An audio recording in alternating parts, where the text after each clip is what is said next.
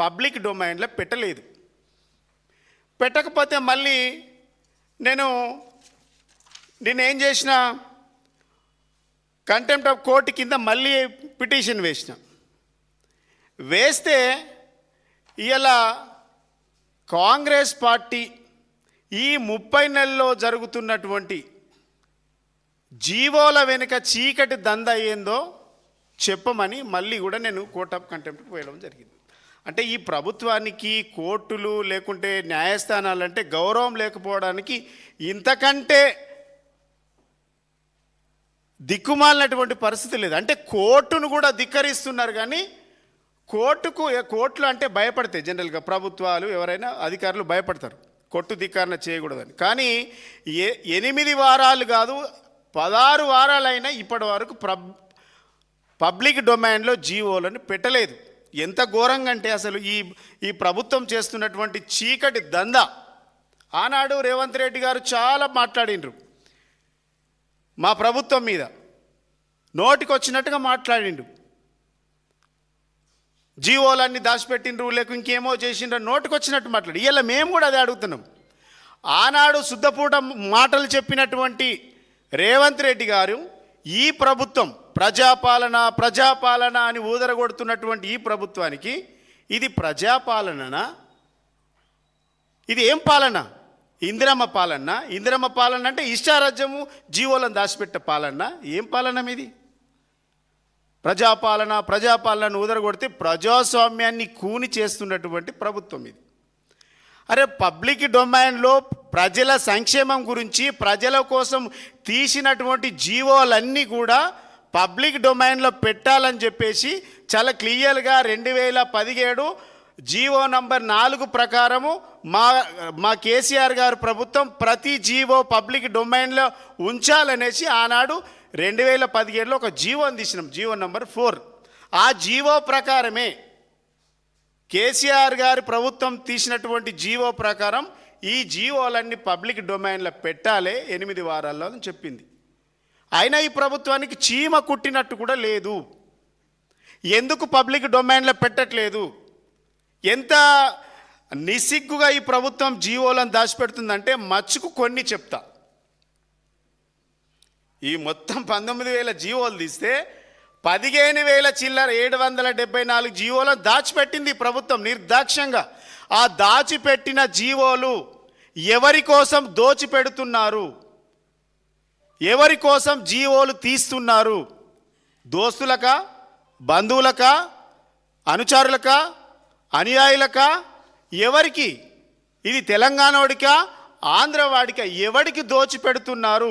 ఈ దాశుల జీవోల వెనుక దోసుకున్న దొంగలెవలో బయట పెట్టాలని ఈ ప్రభుత్వాన్ని డిమాండ్ చేస్తున్న బీఆర్ఎస్ పార్టీగా. ఇది నిజంగా నికాసైన ప్రభుత్వం అయితే, ప్రజాస్వామ్యబద్ధంగా ఎన్నుకోబడ్డటువంటి ప్రభుత్వంగా, ప్రజాపాలన అని చెప్పుకున్నటువంటి ప్రభుత్వంగా బయటపెట్టు. ఎందుకు దాచిపెడుతుండ్రు? కోర్టు అంటే లెక్కలేదా మీకు? ఒక మాజీ ఎస్సీ ఎస్టీ కమిషన్ చైర్మన్గా ఈ 19,000 జీవోలలో 15,000 జీవోలను దాచిపెట్టిందని నేనే కోర్టుకు వెళ్ళినా, అయినా ఉలుకు లేదు పలుకు లేదు. గమ్మత్ ఏంటంటే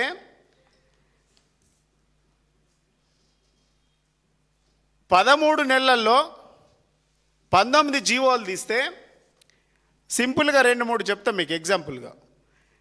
ఎస్సీ వెల్ఫేర్ డిపార్ట్మెంట్లో 259 జీవోలు తీస్తే 4 జీవోలను మాత్రమే పబ్లిక్ డొమైన్లో పెట్టింది.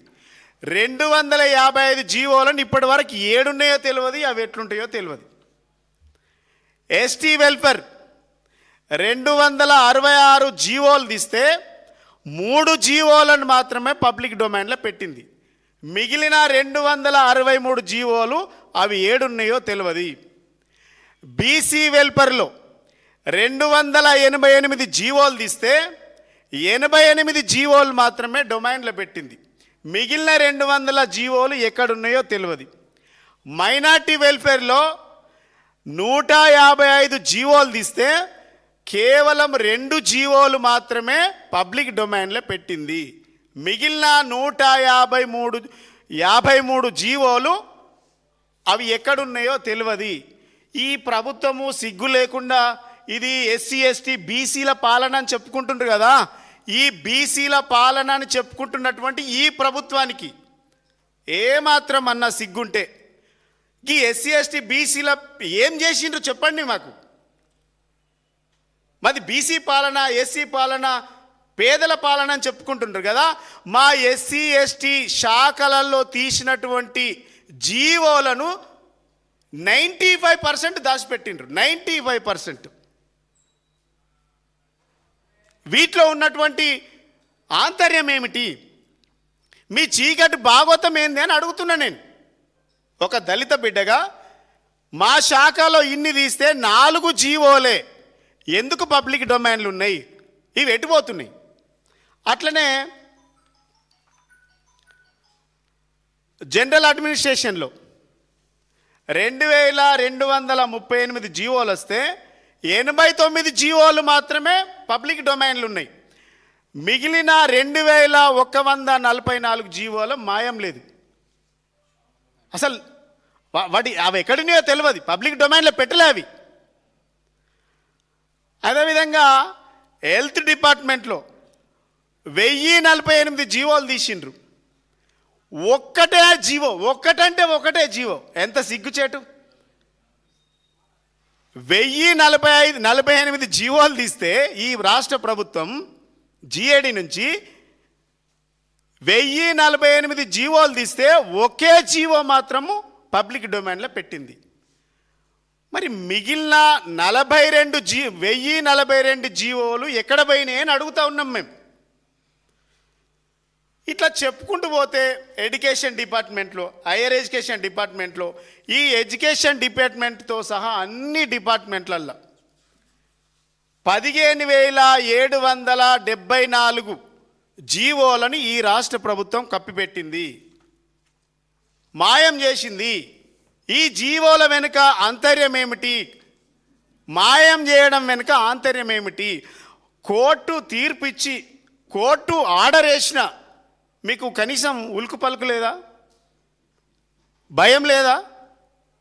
కోర్టు ఇప్పటికీ హైడ్రా పేరు మీద, లగచర్ల పేరు మీద, ఫార్మసిటీ భూముల పైన ఎన్నిసార్లు మొట్టికాయలు వేసిన ఈ ప్రభుత్వానికి దున్నపోతు మీద వానబడ్డట్టుంది. మేము అడుగుతున్నాం, ఈ ప్రభుత్వాన్ని డిమాండ్ చేస్తూ ఉన్నాం, ఈ జీవోల వెనుక మీ చీకటి దందా ఏందో చెప్పమని అడుగుతూ ఉన్నాం. మీ చీకటి ఒప్పందాలు ఏంటి అని అడుగుతూ ఉన్నాం. ఈ రాష్ట్ర ఖజానాను ఎవరికి దోషపెడుతున్నారు ఈ జీవోల దాయడం వెనుక? వాటిని బయట పెట్టాలని డిమాండ్ చేస్తూ ఉన్నాం. ఎందుకు మీకు భయం? ఇవి ఎట్లుందంటే క్యాబినెట్ ర్యాంకులు లేని వారికి కూడా పదవులు కట్టబెట్టి 100 కోట్ల రూపాయలు ల్యాండ్ సెటిల్మెంటు, కాంట్రాక్టులు, కేటాయింపులు, బదలాయింపులు, దందాలు, ఆర్ఆర్ ట్యాక్సీ వసూళ్ల కింద మీ భాగోతం అంతా ప్రజలకు తెలియాలి కదా ఏం చేస్తున్నారు అనేది. మీరు చీకటి పాలన అందుకే నడిపిస్తూ ఉన్నారా? మేము అడుగుతూ ఉన్నాం కదా. ఇప్పటికైనా మీకు చిత్తశుద్ధి ఉంటే, మీ ప్రభుత్వంకి నిజంగా మేము ఏ తప్పు చేయలేదనేటువంటి మీకు ఆలోచన కనుక ఉంటే, ఈ జీవోలు 17774 జీవోలను బయట పెట్టాలి. బయట పెట్టలేదనుకో, ఇది ఇందిరమ్మ రాజ్యం కాదు, దొంగల రాజ్యం, దోపిడీ రాజ్యం అని ముద్ర వేయాల్సి వస్తుంది. మీరు భయపడకుంటే, మీరు తప్పులు చేయకుంటే, మీ చీకటి జీవోల వెనుక ఎలాంటి చీకటి ఒప్పందాలు లేకుంటే 8 వారాల్లో కోర్టు పబ్లిక్ డొమైన్లో పెట్టమని చెప్తే 16 వారాలైనా ఎందుకు పెట్టలేదు అని అడుగుతా ఉన్నాం మేము. ఎందుకు పెట్టలే? మీరు ఏ తప్పు చేయలే కదా. మీరు ఏ తప్పు చేయనప్పుడు ఎందుకు భయపడాలి? మేము అధికారులకు ఒకటే డిమాండ్ చేస్తూ ఉన్నా, కోర్టు ధిక్కరణ కింద శిక్ష పడి జైలుకు వెళ్ళేది అధికారులు మాత్రమే. గుర్తుపెట్టుకోండి, మళ్ళీ వచ్చేది మా ప్రభుత్వమే. మీరు ఇలా ముఖ్యమంత్రి ఏసీ రూములలో కూర్చొని ఆర్డర్లు వేస్తుండొచ్చు, మీకు ఆర్డర్లు వేసి జీవోలు తీయమంటుండొచ్చు. ఈ జీవోల వెనుక చీకటి దందాంతా బయటకు తీస్తాం. మిమ్మల్ని అందరినీ కూడా కోర్టు గుంజుతాం, మీరు జైల్లో పడడం ఖాయం అని చెప్తాం. ఎవరిని వదిలిపెట్టాం. చీఫ్ సెక్రటరీ, జిఐడి, ఐటీ శాఖ అధికారులందరికీ కూడా, ముఖ్య కార్యదర్శులు ఎవరు ఉన్నారు వాళ్ళందరినీ కూడా, ఎవరిని కూడా వదిలిపెట్టాం. మీ చీకటి దందా ముఖ్యమంత్రితో చేస్తున్నటువంటి మీరే బాధితులు అవుతారు, బాధ్యులు మీరే అవుతారు. కాబట్టి అధికారులకు మీరు జాగ్రత్తగా పనిచేయమని మేము హెచ్చరిస్తూ ఉన్నాం. అధికారం ఉంది కదా అని ఇష్టం వచ్చినట్టు చేసుకుంటూ పోతే రేపు డెఫినెట్గా మేము వస్తాం. వచ్చిన తర్వాత ఎవరెవరి భాగవతం ఏందో మొత్తం తీసి ఏ అధికారిని కూడా వదిలిపెట్టాం. ఇది రాజ్యాంగబద్ధంగా నడుస్తున్నాయా నిర్ణయాలు? కేవలం మీ ముఖ్యమంత్రి వ్యక్తిగత నిర్ణయాలు నడుస్తున్నాయా? ప్రభుత్వం అనేది రాజ్యాంగబద్ధంగా నడవాలి. బాబాసాహెబ్ అంబేద్కర్ గారు ఇచ్చినటువంటి రాజ్యాంగం ప్రకారం ఈ ప్రభుత్వం అడ్మినిస్ట్రేషన్ నడవాలి. కానీ మీరేం చేస్తుండ్రు? ముఖ్యమంత్రి చెప్పింది వింటుండ్రు, పెట్టింది తింటుండ్రు. అధికారుల మైండ్ మొత్తం ఖరాబ్ అయిపోయింది, వ్యక్తిగత ఆలోచనలు బంద్ అయిపోయినాయి. చెప్పింది వినాలే, పెట్టింది తినాలే, జీవోలు ఇచ్చేయాలి. ఈ గమ్మత్ ఏంటంటే మా ప్రభుత్వం హయాంలోనేమో ఒక జీవో ఒక సంక్షేమం కోసం, ఒక జీవో ఒక పేదల కోసం, ఒక జీవో తెలంగాణ ప్రజల కోసం, ప్రజల సంక్షేమం, ప్రజా అవసరాల కోసం తీసినాం.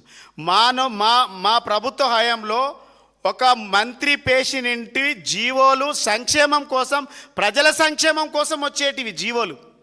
కానీ నేడు మంత్రుల పేషి నుండి అగ్రిమెంట్లు జరుగుతూ ఉన్నాయి. దందాలు, ల్యాండ్ సెటిల్మెంట్లు పేషీలలో జరుగుతూ ఉన్నాయి. ఇంతకంటే సిగ్గుసేటు ఏముంది? మీరు జీవోలు తీయడంలో, ప్రజలకు సేవ చేయడంలో బిజీ లేరు.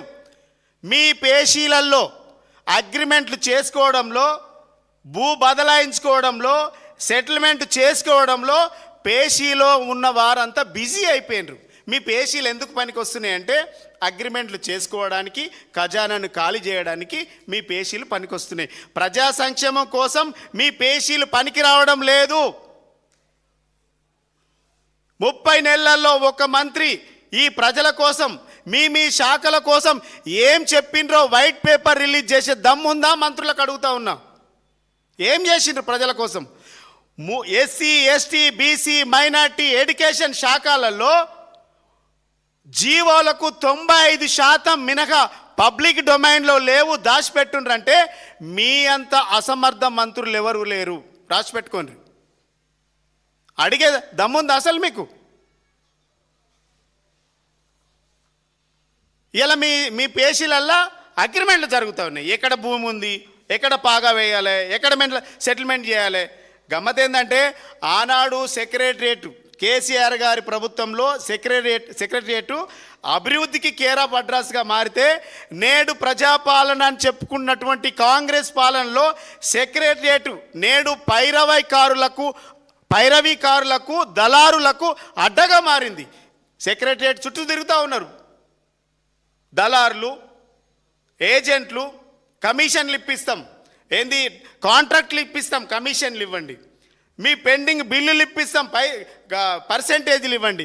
ఇది ప్రజాపాలన, పర్సెంటేజీల పాలన, దళారుల పాలన, ప్రజాపాలన? మీకు మీరే ఒక్కసారి గుండె మీద చేసుకోండి. మేము అడిగితే డెఫినెట్గా ఇది ప్రజాపాలన కాదు, ఇది పైరవీకారుల పాలన, ఇది పర్సెంటేజీల పాలన, ఇది టెండర్ల పాలన, ఇది దళారుల పాలన, ఇది పైరవీకారుల పాలన. ఇంతకంటే ఏంది? రాక మీకు ఒక అవకాశం వచ్చింది. ప్రజలకు ఎంతో చేయాల్సిన అవసరం ఉంది. కానీ మీరు పనులన్నీ పక్కన పెట్టి, ప్రజలకు చేయాల్సినటువంటి పనులన్నీ పక్కన పెట్టి, మీ వ్యక్తిగత అవసరాల కోసం మాత్రమే ఈ ప్రభుత్వం నడుస్తుంది. ఎవరైతే మా నాయకులను తిడతారో, ఎవరైతే మా నాయకులను రోజు బండబూతులు తిడతారో, ఇక్కడ ప్రజల సమస్యలు లేవు, ప్రజల అవసరాలు లేవు, మా నాయకులను ఎవరైతే బండబూతులు తిడతారో వాళ్లకు మీరు పదవులు కట్టబెడుతున్నారు. ఇది మీ ప్రజాపాలన. ఇది ప్రజాపాలన ఎట్లయితుంది? ఇది పైరవకారుల పాలన కదా డెఫినెట్గా.